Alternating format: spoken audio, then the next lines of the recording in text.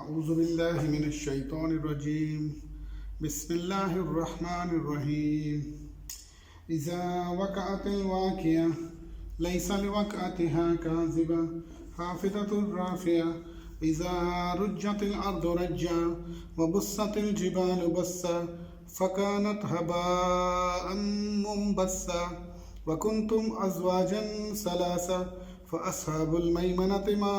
أصحاب الميمنة وأصحاب المشأمة ما أصحاب المشأمة والسابقون السابقون أولئك المقربون في جنات النعيم ثلة من الأولين وقليل من الآخرين على سرر موضونة متكئين عليها متقابلين يطوف عليهم ولدان مخلدون بأكواب وأباريك وكأس من معين لا يصدعون عنها ولا ينزفون وفاكهة مما يتهيرون ولحم طير مما يشتهون وحور عين كأمثال اللؤلؤ المكنون جزاء بما كانوا يعملون لا يسمعون فيها لغوا ولا تعصيما إلا قيلا سلاما سلاما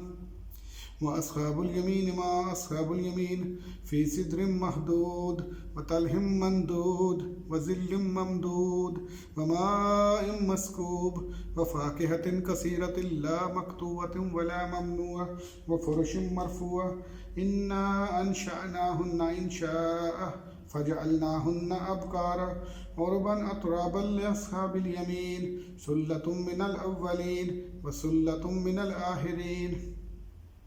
وأصحاب الشمال ما أصحاب الشمال في سموم وحميم وظل من يحموم لا بارد ولا كريم إنهم كانوا قبل ذلك مترفين وكانوا يصرون على الحنث العظيم وكانوا يقولون أإذا متنا وكنا ترابا وعظاما أإنا لمبعوثون أو آباؤنا الأولون قل إن الأولين والآخرين لمجموعون إلى ميقات يوم معلوم ثم إنكم أيها الضالون المكذبون لآكلون من شجر من زقوم فمالئون منها البطون فشاربون عليه من الحميم فشاربون شرب الهيم هذا نزلهم يوم الدين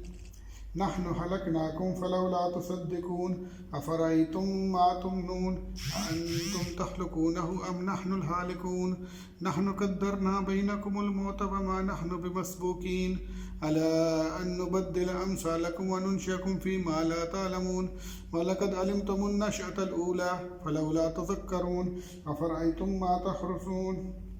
أأنتم تزرعونه أم نحن الزارعون لو نشاء لجعلناه حطاما فظلتم تفكهون إنا لمغرمون بل نحن محرومون أفرأيتم الماء الذي تشربون أأنتم أنزلتموه من المزن أم نحن المنزلون نحن لو نشاء جعلناه أجاجا فلولا تشكرون أفرأيتم النار التي تورون أأنتم أنشأتم شجرتها أم نحن المنشئون نحن جعلناها تذكرة ومتاعا للمقوين فسبح باسم ربك العظيم فلا أقسم بمواقع النجوم وإنه لقسم لو تعلمون عظيم إنه لقرآن كريم في كتاب مكنون لا يمسه إلا المطهرون تنزيل من رب العالمين أفبهذا الحديث أنتم مدهنون وتجعلون رزقكم أنكم تكذبون فلولا إذا بلغت الحلقوم وأنتم حينئذ تنظرون ونحن أقرب إليه منكم ولكن لا تبصرون فلولا إن كنتم غير مدينين ترجونها إن كنتم صادقين فأما إن كان من المقربين فروح وريحان وجنة نعيم وأما إن كان من أصحاب اليمين فسلام لك من أصحاب اليمين وأما إن كان من المكذبين الضالين فنزل من حميم وتسلية جحيم إن هذا لهو حق اليقين فسبح باسم ربك العظيم صدق الله العلي العظيم وصدق رسوله النبي الكريم